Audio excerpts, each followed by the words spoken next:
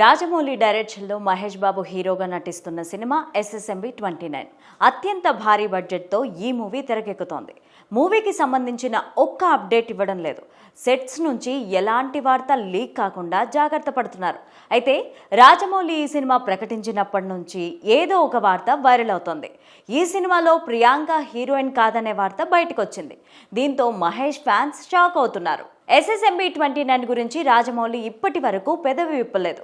కానీ సినిమాలో హీరోయిన్ ఎవరు, విలన్ ఎవరు అనే దానిపైన చర్చ జరుగుతూనే ఉంది.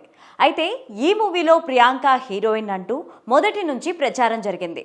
ఇటీవలే ప్రియాంక హైదరాబాద్కి రావడంతో ఆమె సినిమా షూటింగ్ కోసం వచ్చారన్న వార్త నెట్టింట చక్కర్లు కొట్టింది.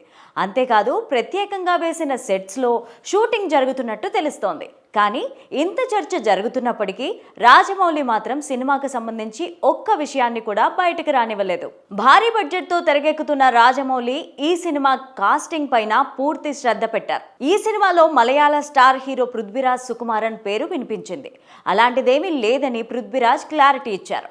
మహేష్ సరసన హీరోయిన్గా ప్రియాంక చోప్రాను తీసుకున్నారనే వార్త గట్టిగా వినిపించింది. అయితే అందరూ అనుకున్నట్టు ప్రియాంక హీరోయిన్ కాదట. ఈ సినిమాలో లేడీ విలన్గా నటిస్తున్నారని సమాచారం. అందుకు సంబంధించిన లుక్ టెస్ట్ కూడా పూర్తి చేశారని తెలుస్తోంది.